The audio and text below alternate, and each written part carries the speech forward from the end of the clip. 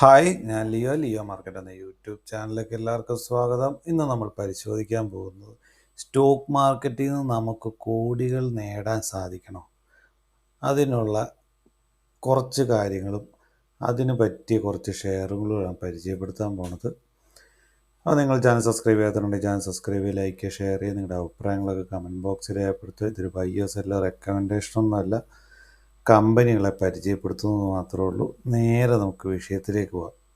അപ്പോൾ ഈ കോടികൾ നേടണം എന്നുള്ളത് ഉണ്ടെങ്കിൽ എന്താ ആദ്യം വേണ്ടത്?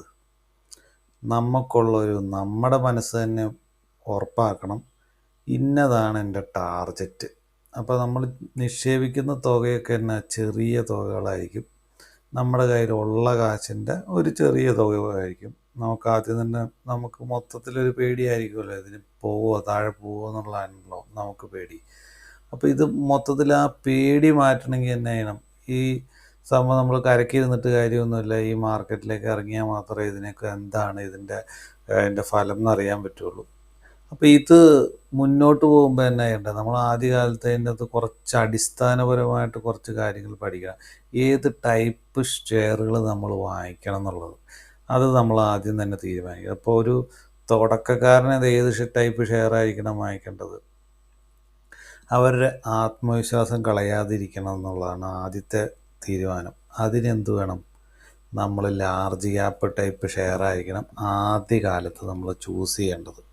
അതെന്തുകൊണ്ടാണെന്ന് ചോദിച്ചാൽ, ലാർജ് ക്യാപ്പ് ഷെയറുകൾ ഒരു 10-12% ഒരു കൊല്ലത്തിൽ മാക്സിമം അങ്ങോട്ട് ചലിക്കുകയുള്ളൂ. അത് താഴത്തേക്ക് പോയാലും ഒരു പരിധി കൂടുതൽ നല്ല ഷെയറുകൾ താഴത്തേക്ക് പോകില്ല. പ്രത്യേകിച്ച് നിഫ്റ്റി 50യിലുള്ള ഷെയറുകളൊന്നും ഒരു പരിധി കൂടുതൽ വലിയ അനക്കമൊന്നും തട്ടിയില്ല. അപ്പോൾ അതുപോലെയുള്ള ലാർജ് ക്യാപ്പിലായിരിക്കണം ഒരു തുടക്കക്കാരൻ ഈ ഷെയർ മാർക്കറ്റിലേക്ക് വരുന്നവൻ ഒരാൾ നമ്മൾ ചൂസ് ചെയ്യേണ്ടത്. പിന്നെ റിസ്ക് എടുക്കാനൊക്കെ താല്പര്യമുണ്ട്. അതിൻ്റെ ആ ഒരു ഘടനകളൊക്കെ മനസ്സിലാക്കി കഴിയുമ്പോൾ എന്ത് വേണം? ഫണ്ടമെൻ്റലായിട്ട് പഠിക്കണം. അതെങ്ങനെ പഠിക്കണ്ടേ? സെയിൽസ് കൂടുന്നത്. കാരണം ഒരു കമ്പനിയുടെ കച്ചവടം കൂടിയാൽ മാത്രമല്ലേ നമുക്ക് നമ്മളൊരു സ്ഥലത്തൊരു ഏരിയയിൽ കൊണ്ട് ഒരു ഷോപ്പ് ഇട്ടു. ആ ഷോപ്പ് വളരണമെങ്കിൽ എന്ത് വേണം? അവിടുത്തെ കച്ചവടം കൂടണം. കച്ചവടം കൂടണമെങ്കിൽ എന്ത് ചെയ്യണം? ആ ഷോപ്പിൽ ഓരോ കാലഘട്ടത്തിനനുസരിച്ചുള്ള പ്രൊഡക്റ്റ് അവിടെ വേണം. ഓരോ കാലഘട്ടത്തിലും ആ വിപണീനെ മത്സരിക്കാൻ പാകത്തിനുള്ള പ്രൊഡക്റ്റ് ആ ഷോപ്പിലുണ്ടെങ്കിൽ മാത്രമാണ് ആ ഷോപ്പിന് കച്ചവടം കൂടുകയുള്ളൂ. പിന്നെ എന്താ വേണ്ടേ? അവരുമായിട്ടുള്ള പെരുമാറ്റം, അവരുടെ ആ മാനേജ്മെൻറ്റിൻ്റെ ആ ക്വാളിറ്റി, അങ്ങനെയുള്ള കുറച്ച് കാര്യങ്ങളിവിടെ ഉണ്ട്. പിന്നെ എന്ത് വേണം? ഈ ഷോപ്പിന് എന്ത് വേണം? ഒരു പരിധി കൂടുതൽ കടം വരാൻ പാടില്ല. കാരണം നമ്മൾക്ക് സെയിൽ കിട്ടി, അതിൻ്റെ അകത്തോ പ്രോഫിറ്റ് കിട്ടി, ആ പ്രോഫിറ്റ് മൊത്തം കട അടയ്ക്കാൻ വേണ്ടി അങ്ങ് പോവുകയാണെങ്കിലോ ഷോപ്പ് വളരില്ല. കാരണം എത്ര കച്ചവടം ഉണ്ടെങ്കിലും ഷോപ്പ് ഒരു പ്രതിസന്ധി നേരിടും ഒരു പരിധി കഴിയുമ്പോഴത്തേക്കും. അപ്പോൾ കടം കുറയണം. കടം പരമാവധി ഇല്ലാതിരിക്കുന്നതാണ് അത് ഏറ്റവും നല്ലത്. പിന്നെ തന്നെ അവിടെയുള്ള തൊഴിലാളികൾക്ക് അത്യാവശ്യം നല്ല സാലറിയും വരുമാനമൊക്കെ ഉണ്ടാകണം. എന്നാൽ മാത്രമാണ് തൊഴിലാളികൾ അവിടുത്തെ നന്നായിട്ട് വർക്ക് ചെയ്യുള്ളൂ, നല്ല സാറ്റിസ്ഫൈഡ് ആയിട്ടിരിക്കുകയുള്ളൂ. അതും വേണം. അപ്പോൾ ഈ രണ്ട് സംഭവം നമ്മളെ ഇവിടുന്ന് മനസ്സിലായി, ROCE, ROE. പിന്നെ നമ്മൾ നോക്കണ്ടേ? പിന്നെ കുറച്ച് അടിസ്ഥാനപരമായിട്ട് കുറച്ച് അതിൻ്റെ അകത്തെ ഓപ്പറേറ്റിംഗ് പ്രോഫിറ്റ്, പിന്നെ നെറ്റ് പ്രോഫിറ്റ്, പിന്നെ റിസർവ് എന്തിനാണ് നോക്കുന്നത്? ഈ റിസർവ് ഇങ്ങനെ കൂടി വെക്കുമ്പോഴത്തേനും കമ്പനി എത്രയും സ്ട്രോങ് ആയി വന്നുകൊണ്ടിരിക്കും. പിന്നെ നമ്മൾ നോക്കേണ്ട ഫേസ് വാല്യൂ നോക്കണം. പിന്നെ നമുക്ക് ഈ കമ്പനിയുടെ ഈ ഷെയർ ഹോൾഡിംഗ് പാറ്റേൺ, അത് പ്രൊമോട്ടർ എത്ര ശതമാനമുണ്ട്, FIs എത്ര ശതമാനമുണ്ട്, DIs എത്ര ശതമാനമുണ്ട്, സാധാരണക്കാർ. അപ്പോൾ അതിൻ്റെ അകത്ത് നല്ല ആണെങ്കിൽ എന്തായിരിക്കും സംഭവിക്കുന്നത്? ഈ FIസിൻ്റെയും DIസിൻ്റെയും പൊസിഷൻസ് എല്ലാ കാലഘട്ടം കഴിയുന്തോറും പതുക്കെ ആയാലും കയറി വന്നുകൊണ്ടിരിക്കും. ഷെയർ ഹോപ്പിൻ്റെ ചാർട്ട് എങ്ങനെയായിരിക്കും? ഗൂഗിളിൽ എടുത്ത് നോക്കിക്കഴിയുമ്പോൾ ലെഫ്റ്റ് ടു റൈറ്റ് കയറ്റമുള്ള സ്റ്റോക്കായിരിക്കും. ഏത് ചാർട്ട് പോലെ? നമ്മുടെ നിഫ്റ്റിയുടെ ചാർട്ട് പോലെ, ഈ ചാർട്ട് പോലെ ആയിരിക്കും. ലെഫ്റ്റ് ടു റൈറ്റ് കയറ്റമുള്ള ചാർട്ടായിരിക്കും മന്ത്ലി വെച്ച്. ഇതുപോലെ ആയിരിക്കണം ഒരു 10-15 വർഷം കഴിയുമ്പോൾ നമ്മുടെ പോർട്ട്ഫോളിയോ ഇതേ മോഡലായിരിക്കണം. അതെന്തിനും അതിന് വേണ്ട തീരുമാനം എന്ത് വേണം? ഈ പറഞ്ഞ ടാർഗറ്റ് നമ്മുടെ നമ്മൾ നിക്ഷേപിക്കുന്ന തുക ഓരോ മാസമാണെങ്കിൽ എത്ര രൂപ, ഓരോ നമ്മുടെ കയ്യിൽ ലഭിക്കുന്നതനുസരിച്ച്. അപ്പോൾ ആ തുക നമ്മൾ വെച്ചിട്ട് തന്നെ ചെറിയ, ഇപ്പോൾ ഒരു 10,000 രൂപ ഇട്ടിട്ട് ചെറിയ ടാർഗറ്റൊന്നും വെച്ചേക്കില്ല. ഒരു 1 കോടി ഒക്കെ ആയിരിക്കണം ആദ്യത്തെ ടാർഗറ്റ് തന്നെ. അപ്പോൾ ആ ലക്ഷ്യം കൈവരിക്കണമെങ്കിൽ എന്ത് ചെയ്യണം? ഈ ടാർഗറ്റിലേക്ക് നീങ്ങാൻ വേണ്ടി എനിക്ക് ഓരോ ഇതിലും എത്ര ശതമാനമെങ്കിലും മിനിമം റിട്ടേൺ നേടണം എന്നുള്ളത് നോക്കണം. അപ്പോൾ ഒരു കൊല്ലത്തിൽ നമുക്കൊരു എങ്ങനെ പോയാലും ഇപ്പോൾ ലാർജ് ക്യാപ്പൊക്കെ ആണെങ്കിൽ ഒരു 10-12% എങ്ങനെ വന്നാലും ഒരു കൊല്ലത്തിൽ അങ്ങോട്ടും ഇങ്ങോട്ടും മൂവ് ചെയ്യുന്നുണ്ട്. അപ്പം തുടക്കക്കാരിപ്പോൾ എന്ത് ചെയ്യണം? ലാർജ് ക്യാപ്പ് ആയിരിക്കണം. നിഫ്റ്റി 50യിലെ സ്റ്റോക്കുകളൊക്കെ ആണെങ്കിൽ അത്ര പേടിക്കാനില്ലാത്തൊരു കാലഘട്ടമാണ്. അപ്പോൾ തുടക്കക്കാരൻ്റെ ആത്മവിശ്വാസത്തെ അത് ബാധിക്കുകയില്ല. അപ്പോൾ ഈ ഒരു 10-12-15% എങ്ങനെ വന്നാലും നമുക്ക് ലഭിക്കാൻ പാകത്തിനുള്ളൊരു കാലഘട്ടത്തിൽ കിട്ടും. അപ്പോൾ ആ ഒരു കയറ്റത്തിൽ വരുമ്പോഴത്തേനും ഓരോ പ്രോഫിറ്റ് ബുക്ക് ചെയ്യും തോറും നമുക്ക് എന്ത് കിട്ടും? സ്റ്റോക്ക് മാർക്കറ്റിൽ നമ്മുടെ ആത്മവിശ്വാസം വരും. അപ്പോഴത്തേനും നമ്മൾ എന്ത് ചെയ്യണം? ഈ ഫണ്ടമെൻ്റലായിട്ടുള്ള കുറച്ച് സെയിൽസ് കൂടുന്നു, അങ്ങനത്തെ കുറേ കാര്യങ്ങൾ പഠിക്കണം. അങ്ങനത്തെ കുറേ കമ്പനികൾ സെലക്ട് ചെയ്യണം. അപ്പോൾ അങ്ങനെ കമ്പനികൾ സെലക്ട് ചെയ്യുമ്പോൾ എന്ത് ചെയ്യണം? നമുക്ക് ഏറ്റവും കൂടുതൽ റിട്ടേൺ ലഭിക്കുന്ന ഒരു പീരീഡ് ഉള്ള കമ്പനികൾ ഏതാ? സ്മോൾ ക്യാപ്പിൽ നിന്ന് ലാർജ് ക്യാപ്പ് എത്തുന്ന ആ പീരീഡാണ് നമുക്ക് ഏറ്റവും കൂടുതൽ വരുമാനം ലഭിക്കുന്ന ഒരു പീരീഡ്. ആ പീരീഡ് ഉള്ള കമ്പനികൾ എന്ത് വേണം? അങ്ങനത്തെ കമ്പനികളായിരിക്കണം നമ്മൾ ചൂസ് ചെയ്യേണ്ടത്. അപ്പോൾ എന്നാന്ന് വെച്ച് കഴിഞ്ഞാൽ അതിൻ്റെ അകത്ത് സെയിൽസ് കൂടുന്നുണ്ടോ, ഓപ്പറേറ്റിംഗ് പ്രോഫിറ്റ് കൂടുന്നുണ്ടോ. അപ്പോൾ നമ്മളൊരു ലിസ്റ്റ് ഓഫ് നല്ല ഷെയറുകൾ ഉണ്ടാവും. ആ ഷെയറുകൾ നമ്മൾ കാൽക്കുലേറ്റ് ചെയ്ത് സോർട്ട് ചെയ്ത് ചെറുതാക്കി ആ ലിസ്റ്റ് കുറച്ച് ഒരു 5-10 ഷെയറുകൾ, മാക്സിമം ഒരു 5-10 ഷെയറുകളൊക്കെ മതി. കാരണം എന്താ വെച്ചാൽ അതിൽ കൂടുതലായി കഴിഞ്ഞാൽ എന്നാ വെച്ച് കഴിഞ്ഞാൽ ഓവർ ഡൈവേഴ്സിഫൈ ആവും. പിന്നെ എന്നാ വെച്ച് കഴിഞ്ഞാൽ ഒരെണ്ണത്തിൽ കയറി കഴിഞ്ഞാൽ മറ്റതിൽ കയറില്ല. അപ്പോൾ നമ്മുടെ പോർട്ട്ഫോളിയോ വലിയൊരു വളരാൻ പറ്റാത്തൊരു പ്രശ്നം വരും. അപ്പം പിന്നെ ഒരു കാര്യം ചിന്തിക്കേണ്ടത് തന്നെ, നമ്മൾ എല്ലാ സ്റ്റോക്കിലും ഒരേ തുകയായിരിക്കണം നിക്ഷേപിക്കേണ്ടത്. ഇപ്പോൾ ഒരെണ്ണത്തിൽ 10,000 രൂപയാണെങ്കിൽ മറ്റതിൽ കൊണ്ടുപോയി 2,000 കൊണ്ടുപോയി നിക്ഷേപിക്കില്ല. എല്ലാത്തിലും. അപ്പോൾ ആ നമ്മുടെ കയ്യിലുള്ള എല്ലാ സ്റ്റോക്കുകളിലും ഒരേ തുക 10,000 ആണെങ്കിൽ എല്ലാം 10,000 ലെവലായിരിക്കണം. അപ്പോൾ അങ്ങനെ വരുമ്പോൾ എന്നാന്ന് വെച്ച് കഴിഞ്ഞാൽ ഒരു സ്റ്റോക്ക് പെർഫോം ചെയ്യുമ്പോഴത്തേക്കും നമ്മുടെ പോർട്ട്ഫോളിയോ അങ്ങോട്ട് അനങ്ങും. അല്ലെങ്കിൽ എന്നാന്ന് വെച്ച് കഴിഞ്ഞാൽ 10,000 രൂപയുടെ സ്റ്റോക്ക് താഴത്തേക്കും പോയി മറ്റേ 2,000 രൂപയുടെ സ്റ്റോക്ക് നന്നായിട്ട് പെർഫോം ചെയ്താലും നമ്മുടെ പോർട്ട്ഫോളിയോക്ക് ഒരു കുലുക്കം ഉണ്ടായില്ല. അങ്ങനത്തെ ഒരു പ്രശ്നം വരും. അതും നമ്മൾ നോക്കണം. അപ്പോൾ എന്താണ്? നമ്മൾ തന്നെ എപ്പോഴും നമ്മൾ ഒരു നിക്ഷേപിക്കുന്നതിൻ്റെ മാക്സിമം തുക എല്ലാത്തിലും ഒരേ ടൈപ്പായിരിക്കണം. ഏകദേശം ഒരേ റേഞ്ചിൽ തന്നെ ആയിരിക്കണം. അങ്ങനെ വരുമ്പോഴാണ് നമുക്ക് ആ ഓരോ സ്റ്റോക്ക് ജമ്പ് ചെയ്യുമ്പോഴും നമ്മുടെ പോർട്ട്ഫോളിയോ അങ്ങോട്ട് ജമ്പ് ചെയ്യാൻ പറ്റുള്ളൂ. ഇതൊക്കെയാണ് ഇപ്പോൾ ഒരു ചെറിയൊരു ഉപദേശമായിട്ട് എനിക്ക് ആദ്യം തന്നെ പറയാനുള്ളത്. ഇനി ആ ലെവലിലേക്ക് അടുത്തൊരു 10-15 വർഷത്തേക്ക് വളർന്ന് വലുതാവാൻ ചാൻസ് ഉള്ള കുറച്ച് കമ്പനികളോട് ഈ കൂട്ടത്തിൽ പറയട്ടെ. ഇപ്പോൾ ഈ പറയാൻ പോണ കമ്പനികളുടെയൊക്കെ ഫുൾ ഫണ്ടമെൻ്റലായിട്ടുള്ള വീഡിയോ ഞാൻ ഇതിൻ്റെ അകത്ത് ചെയ്തിട്ടുണ്ട്. അപ്പോൾ അങ്ങനത്തെ ചെയ്തിട്ടുള്ളതുകൊണ്ട് ഞാനിപ്പോൾ പറയാൻ പോണത് ഫണ്ടമെൻ്റലായിട്ടൊന്നും പറയുന്നില്ല. വേണ്ടവർ ഇതിൻ്റെ ഫുള്ളായുള്ള വീഡിയോ എടുത്ത് കാണുകയാണെങ്കിൽ നല്ലതായിരുന്നു. അല്ലെങ്കിൽ നിങ്ങൾ സ്വന്തമായിട്ട് പഠിക്കുക കേട്ടോ.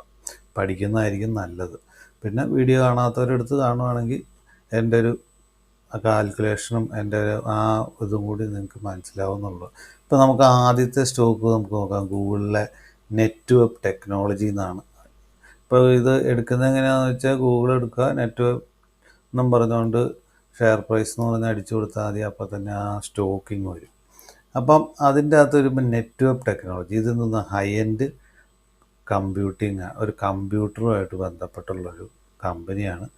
ഞാനിത് വീഡിയോ ഇടുന്നത് എനിക്ക് തോന്നുന്നു 811 ഏരിയയിലെങ്ങാണ്ടാണ്, 800-811 ആ ഏരിയയിലാണ് വീഡിയോ ഇടുന്നത്. ചുരുങ്ങിയ കാലം കൊണ്ട് തന്നെ ഇപ്പോൾ എത്രയായി? ഏകദേശം 100% അടുത്ത് റിട്ടേൺ ലഭിച്ചിട്ടുണ്ട്. കാരണം ഈ ഏരിയയിലെങ്ങാണ്ട് വെച്ചിട്ടാണ് ഞാനത് വീഡിയോ ഇടുന്നത്. അപ്പം അവിടുന്ന് ചുരുങ്ങിയ സമയം കൊണ്ട് തന്നെ ഏകദേശം 100% മുകളിൽ റിട്ടേൺ ലഭിച്ചേക്കണ ഒരു കമ്പനിയാണ്. തൻ്റെ മാക്സിമം ചാർട്ട് പാറ്റേൺ എടുത്ത് നോക്കി 68% ആയിട്ടുള്ളൂ. ഇതൊരു 10-15 കൊല്ലമൊക്കെ കഴിയുമ്പോഴത്തേന് ഇതിൻ്റെ ഈ ഒരു വളർച്ച, സെയിൽസൊക്കെ കൂടി, ഓപ്പറേറ്റിംഗ് പ്രോഫിറ്റ് കൂടി, ഇന്ത്യയുടെ വളർച്ചയ്ക്കൊപ്പം തന്നെ ഇവനും പെർഫോം ചെയ്യാനാണ് ചാൻസ്. അങ്ങനെ പെർഫോം ചെയ്യുകയാണെങ്കിൽ ഒരു 10-15 വർഷമൊക്കെ കഴിയുമ്പോഴത്തേന് ഇവിടെ ഒരു 10,000% അല്ലെങ്കിൽ 1,000-2,000% എന്നൊക്കെ പറഞ്ഞിട്ടുള്ള പെർസെൻറ്റേജ് നമുക്ക് കാണാൻ സാധിക്കുമെന്നാണ് ഞാൻ വിചാരിക്കുന്നത്. പിന്നെ അത് ഒരു സ്റ്റോക്ക്. അടുത്ത സ്റ്റോക്ക് എന്ന് പറഞ്ഞാൽ മിസ്സിസ് ബെറ്റർ ഫുഡ് എന്നുള്ളതാണ്. അപ്പോൾ ഇത് എന്നതാണ് ഭക്ഷണവുമായിട്ട് ബന്ധപ്പെട്ട്, ബേക്കറി ഐറ്റംസുമായിട്ട് ബന്ധപ്പെട്ട് ബിസ്ക്കറ്റുകൾ ഉണ്ടാക്കുന്ന ഒരു കമ്പനിയാണ്. ഭാവിയിലേക്ക് വളർന്ന് വലുതാവാൻ പറ്റിയൊരു കമ്പനിയാണ്. ഇതും ലിസ്റ്റ് ചെയ്തിട്ട് അധികം കാലം ആയിട്ടില്ല. ഇപ്പോൾ 76% അടുത്ത് റിട്ടേൺ ആയിട്ടുള്ളൂ. ഈ കൺസോൾട്ടേഷനൊക്കെ കഴിഞ്ഞിട്ട് ഈ ഒരു കാലഘട്ടമൊക്കെ കഴിഞ്ഞ് കഴിയുമ്പോഴത്തേനും ഇതും ഒരു 10-15 വർഷം കഴിയുമ്പോഴത്തേനും നല്ലൊരു 10,000, 2,000 അല്ലെങ്കിൽ ഒരു 10,000% ഒക്കെ റിട്ടേൺ ലഭിക്കാൻ കെൽപ്പുള്ളൊരു കമ്പനിയാണ്. അപ്പോൾ അതിനൊക്കെ വേണ്ട തന്നെ ഫണ്ടമെൻ്റലായിട്ട് കൂടി എപ്പോഴും ചെക്ക് ചെയ്ത് പോകണം കേട്ടോ. എന്നാൽ മാത്രമാണ് നമുക്ക് ഇതിൻ്റെ അകത്തെ ഫണ്ടമെൻ്റലായിട്ട് ഈ കമ്പനികൾക്ക് എന്തെങ്കിലും പറ്റുന്നുണ്ടോ എന്നുള്ളത് അറിയണമെങ്കിൽ എന്ത് ചെയ്യണം, ഓരോ കാലത്തെ റിസൾട്ടും ഫണ്ടമെൻ്റലായിട്ടുള്ള ചെക്ക് ചെയ്ത് പോയാൽ മാത്രമേ അത് നമുക്ക് സാധിക്കുകയുള്ളൂ. അടുത്ത സ്റ്റോക്ക് എന്ന് പറഞ്ഞാലോ BSE എന്ന് പറഞ്ഞിട്ടുള്ളതാണ്, ബോംബെ സ്റ്റോക്ക് എക്സ്ചേഞ്ച്. അപ്പോൾ ഈ കമ്പനിയുടെ പ്രത്യേകത, ഇത് ഏകദേശം ഞാൻ വീഡിയോ ഇട്ടത് 574 79 അങ്ങനെ ഏതൊരു ഏരിയയിലാണ് ഈ വീഡിയോ ഇട്ടത്. ഇപ്പം നിലവിൽ 2,000 മുകളിലേക്ക് വന്നിട്ടുണ്ട്. അപ്പോൾ അത്രയും വലിയ റിട്ടേൺ നൽകിയേക്കണ കമ്പനി. ഇനിയും ഇത് പെർഫോം ചെയ്യാൻ ചാൻസ് ഇല്ല. കാരണം എന്നാ, ഇപ്പോഴും നമ്മുടെ ഇടയിലുള്ള ഒരുപാട് പേര് മാർക്കറ്റിലേക്ക് വരാനുണ്ട്. ഇനി ഒരുപാട് പേര് വരും. വികസിത രാഷ്ട്രങ്ങൾക്കൊക്കെ അപേക്ഷിച്ച് നമ്മുടെ ഇവിടുത്തെ സ്റ്റോക്ക് മാർക്കറ്റിൽ പാർട്ടിസിപ്പേറ്റ് ചെയ്യുന്ന ആൾക്കാരുടെ എണ്ണം തീരെ കുറവാണ്. അപ്പം അത് ഭാവിയിലേക്ക് ഇനി ഒരുപാട് വളരും. അപ്പോൾ ഇവരുടെയൊക്കെ വരുമാനം കൂടും. ഇപ്പം തന്നെ ഇവരെന്തോന്നാ ഡെറിവേറ്റീവ് മാർക്കറ്റിലേക്ക് സെൻസെക്സിൻ്റെ ബാങ്ക് എക്സിൻ്റെ ഒക്കെ ഇറക്കിയിട്ടുണ്ട്. അപ്പോൾ അങ്ങനെ വരുമ്പോൾ തന്നെ ഇവർക്ക് പിന്നെ അതിൻ്റെ വരുമാനം വരാൻ തുടങ്ങുന്നേ ഉള്ളൂ. അപ്പോൾ അതൊക്കെ ഭാവിയിലേക്ക് വലിയ വളർച്ചാ സാധ്യതയുള്ള ഒരു മേഖലയാണ്. ഇനിയും ഒരുപാട് ഉയരങ്ങൾ കീഴടക്കാനുള്ള ഇത് നോക്കി ഏകദേശം 500% അടുത്ത് റിട്ടേൺ ആയിട്ടുള്ളൂ. ഇതും ഭാവിയിൽ ഒരുപാട് റിട്ടേൺ നമുക്ക് പ്രതീക്ഷിക്കാവുന്ന സ്റ്റോക്കാണ്. അടുത്ത സ്റ്റോക്ക് എന്ന് പറഞ്ഞാൽ ഗുജറാത്ത് ഫ്ലൂറോ കെമിക്കൽ. ഇത് കെമിക്കലുമായിട്ട് ബന്ധപ്പെട്ട് ഉള്ളൊരു കമ്പനിയാണ്. ഇപ്പോൾ മൊത്തത്തിലൊരു കെമിക്കൽ സ്റ്റോക്കുകളൊക്കെ ഒരു അണ്ടർ പെർഫോം ചെയ്യുന്ന ഒരു കമ്പനി ഒരു സമയം കൂടിയാണ്. അപ്പോൾ ഈ ഒരു അണ്ടർ പെർഫോം ചെയ്യുമ്പോൾ നമ്മൾ തന്നെ ഈ കെമിക്കൽ കമ്പനികൾ ഒക്കെ എല്ലാത്തിനും തന്നെ ഏകദേശം വലിയ വിലകളൊക്കെ തന്നെയായിരിക്കും. പക്ഷേ നമ്മൾ എന്ത് ചെയ്യണം, അതിൻ്റെ വിലകൾ മാത്രമല്ല നോക്കേണ്ടത്, അതിൻ്റെ ആ ഫണ്ടമെൻ്റലും വളരാനുള്ള കെൽപ്പും ഭാവിയിലേക്ക് നമുക്ക് ഇങ്ങോട്ട് കിട്ടാൻ എന്തോരം ചാൻസ് ഉണ്ട്, അത് ആ ഒരു രീതി. അപ്പോൾ ഈ കൂട്ടത്തിൽ നമ്മളിങ്ങനെ സെലക്ട് ചെയ്ത് സോർട്ട് ചെയ്യുന്ന കമ്പനിക്ക് എന്തെങ്കിലും കുഴപ്പം പറ്റുന്നുണ്ടോ എന്നെങ്ങനെ അറിയുന്നത്? അതിന് എല്ലാ റിസൾട്ടും ഫണ്ടമെൻ്റലായി സെയിൽസ് കൂടുന്നുണ്ടോ, അതിൻ്റെ റിസൾട്ടുകളൊക്കെ പഠിച്ച് കഴിയുമ്പോഴത്തേനും നമുക്കത് മനസ്സിലാവും. എന്തെങ്കിലും ഫണ്ടമെൻ്റലായിട്ട് എന്തെങ്കിലും പ്രശ്നം പറ്റുകയാണെങ്കിൽ നമുക്ക് എന്ത് ചെയ്യണം, ആ കമ്പനി വിറ്റിട്ട് അടുത്ത കമ്പനിയിലേക്ക് മാറാനുള്ള അവസരം കൂടിയുണ്ട്. അപ്പോൾ നമുക്കെന്നാ നമ്മുടെ പോർട്ട്ഫോളിയോ എപ്പോഴും സ്ട്രോങ് ആക്കി നിർത്തും. അങ്ങനെ വളരണമെങ്കിൽ എന്ത് ചെയ്യണം, ഇതുപോലെയുള്ള കമ്പനികൾ കണ്ടെത്തിയിട്ട് ഓരോ ഇടിവ് വരുമ്പോഴത്തേന് ഇത് താഴത്തേക്ക് ഇനി ഒന്നുമില്ല, ഇത് വിറ്റാലേ ശരിയാവുള്ളൂ എന്നും പറഞ്ഞുകൊണ്ട് അങ്ങനെയല്ല പോകേണ്ടത്. സ്റ്റോപ്പ് ലോസ് ട്രിഗർ ആവുന്നത് വേറെ കേസ്. പക്ഷേ നമ്മുടെ ആ ഒരു വളർച്ചയിൽ മുകളിലേക്ക് ഇനി ഒന്ന് താഴെ പോയാലോ എന്ന് വിചാരിച്ചുകൊണ്ട് വിറ്റ് കളയുന്നതിനോട് എനിക്കത്ര താല്പര്യമില്ല. ഭാവിയിലേക്ക് ഒരു 10-15 കൊല്ലത്തേക്കൊക്കെ ലോങ് ടൈമിലേക്ക് ഹോൾഡ് ചെയ്ത് അതിൻ്റെ ഫണ്ടമെൻ്റൽ പഠിച്ച് പോവുകയാണെങ്കിൽ എന്താണെന്ന് വെച്ച് കഴിഞ്ഞാൽ നമ്മുടെ പോർട്ട്ഫോളിയോ ഈ നിഫ്റ്റിയിലുള്ള പോലെ തന്നെ വലിയ വളർന്ന് വലുതാവാനുള്ള എല്ലാ പോസിബിലിറ്റി ഉണ്ട്. അങ്ങനത്തെ ഒരു കാലഘട്ടത്തിലാണ് നമ്മൾ ജീവിക്കുന്നത്. അപ്പോൾ ആ കാലഘട്ടത്തിൽ ജീവിക്കുമ്പോൾ എന്ത് ചെയ്യണം, നമ്മളും അതുപോലെയുള്ള സ്റ്റോക്കും അതുപോലെയുള്ള കാര്യങ്ങളും. ഇപ്പം ഞാനിപ്പോൾ ഈ എടുത്തു വെച്ച സ്റ്റോക്കുകളിലൊക്കെ നിങ്ങൾ ശ്രദ്ധിച്ചാൽ അറിയാം, എല്ലാത്തിനും 1,000, 1,500, 2,000, 3,000 രൂപയൊക്കെ വിലയാണ്. അപ്പം നമ്മളെന്ത് ചിന്തിക്കുന്നത്, നമ്മൾ സാധാരണക്കാരായ ആൾക്കാർ ഇതിന് ഭയങ്കര വിലയാണെന്നല്ലേ ചിന്തിക്കുന്നത്. ഇപ്പം യഥാർത്ഥത്തിൽ ഇതിന് വില കൂടുതലാണോ? അല്ല. കാരണം എന്താ, ഇതിൻ്റെ അകത്ത് ഈ കമ്പനികളൊക്കെ സ്മോൾ ക്യാപ്പും മിഡ് ക്യാപ്പും ആയിട്ടുള്ള ചെറിയ കമ്പനികളാണ്. അപ്പോൾ എന്താ, നമ്മുടെ ഈ വില നോക്കിയിട്ട് ഇത് ലാർജ് ക്യാപ്പാണോ സ്മോൾ ക്യാപ്പാണോ എന്ന് നമുക്ക് ഒറ്റ നോട്ടത്തിൽ മനസ്സിലാവില്ല. അതിനെന്ത് ചെയ്യണം, ഇതുപോലെയുള്ള സ്ക്രീനർ പോലത്തെയുള്ള സൈറ്റ് എടുത്ത് നോക്കുക. അല്ലെങ്കിൽ എന്നിട്ട് ഇവിടെ മാർക്കറ്റ് ക്യാപ്പ് എന്ന് പറഞ്ഞിട്ടുള്ള സംഭവമില്ലേ, അപ്പോൾ ആ മാർക്കറ്റ് ക്യാപ്പ് എടുത്ത് നോക്കിക്കഴിഞ്ഞാൽ മാത്രമേ നമുക്ക് ഈ ഒരു സംഭവം ലാർജ് ക്യാപ്പാണോ മിഡ് ക്യാപ്പാണോ സ്മോൾ ക്യാപ്പാണോ എന്നൊക്കെ നമുക്ക് അറിയാൻ പറ്റുള്ളൂ. ഇതിപ്പോൾ ഞാൻ സാമ്പിളിന് എടുത്തെന്ന് മാത്രമേ ഉള്ളൂ കേട്ടോ. പിന്നെ ഇതിൻ്റെ അത് ഗൂഗിളിൻ്റെ അകത്ത് തന്നെയാണെങ്കിൽ ഈ അടിയിൽ തന്നെ ഇവിടെ കൊടുത്തിട്ടുണ്ട് കേട്ടോ, മാർക്കറ്റ് ക്യാപ്പ് എന്ന് പറഞ്ഞാൽ എല്ലാത്തിലും കൊടുത്തിട്ടുണ്ട് കേട്ടോ, അത് ഇവിടെ കൊടുത്തിട്ടുണ്ട്. അപ്പോൾ അത് നോക്കിയാലും ഇതിൻ്റെ അകത്തും അത്യാവശ്യം ഫണ്ടമെൻ്റലായിട്ടുള്ള 50/50 ഹൈയും PE റേഷ്യോ അപ്പോൾ ഹൈയോ അതൊക്കെ കൊടുത്തിട്ടുണ്ട്. അപ്പം അതൊക്കെ വെച്ച് നോക്കിയിട്ട് ചെറിയ, ഇപ്പം ഞാൻ കൂടുതൽ നോക്കുന്നത് ഈ സ്ക്രീനറിലാണ് ഞാൻ മിക്കവാറും നോക്കാറ്. അപ്പോൾ നമുക്കെന്ത് ചെയ്യണം, ഈ ഒരു വളർച്ചയിൽ കൂടെ പോകണ്ടോ എന്നറിയണമെങ്കിൽ എന്ത് ചെയ്യണം, അതിന് നമ്മളെപ്പോഴും നമുക്ക് പുറകെ തന്നെ, ഈ മാർക്കറ്റിൻ്റെ പുറകെ തന്നെ പോയാൽ മാത്രമേ നമുക്കത് മനസ്സിലാവുള്ളൂ. അത് മനസ്സിലാക്കണമെങ്കിൽ നമുക്ക് കുറച്ച് ക്ഷമയും കൂടി വേണം. എന്നാൽ മാത്രമാണ് ഈ വലിയ ടാർഗറ്റിലേക്കൊക്കെ എത്താനായിട്ട് നമുക്ക് പറ്റുള്ളൂ.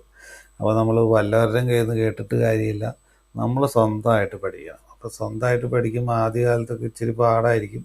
സ്റ്റോക്കൊക്കെ നമുക്ക് എവിടെ നിന്ന് വേണമെങ്കിലും കിട്ടും, ഇഷ്ടം പോലെ വഴികളുണ്ട്. അപ്പോൾ സ്റ്റോക്ക് കിട്ടിയിട്ട് എന്ത് ചെയ്യണം, അവരുടെ അഭിപ്രായമൊക്കെ നോക്കി നമ്മൾ കേട്ട് കഴിഞ്ഞിട്ട് എന്ത് ചെയ്യണം.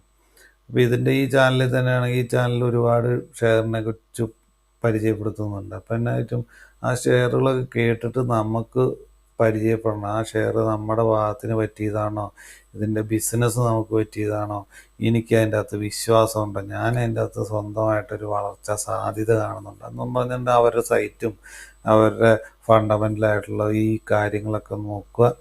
ആദ്യകാലത്തൊന്നും വലിയ കാര്യമായിട്ടൊന്നും മനസ്സിലാവില്ല. കുറച്ച് നാൾ ഒരു 2-3 വർഷമൊക്കെ കഴിഞ്ഞ് കഴിയുമ്പോഴത്തേനും നമുക്കതൊരു ശീലമാവും. പിന്നെ അതിന് നല്ല സ്റ്റോക്കുകൾ നമുക്ക് തന്നെ സ്വന്തമായിട്ട് കണ്ടെത്താൻ പറ്റും.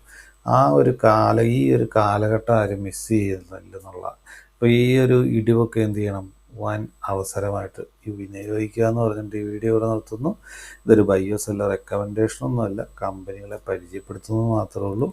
അപ്പോൾ പുതിയ നല്ല വീഡിയോ ആയിട്ട് വരുന്നവരെ നന്ദി, നമസ്കാരം, താങ്ക് യു.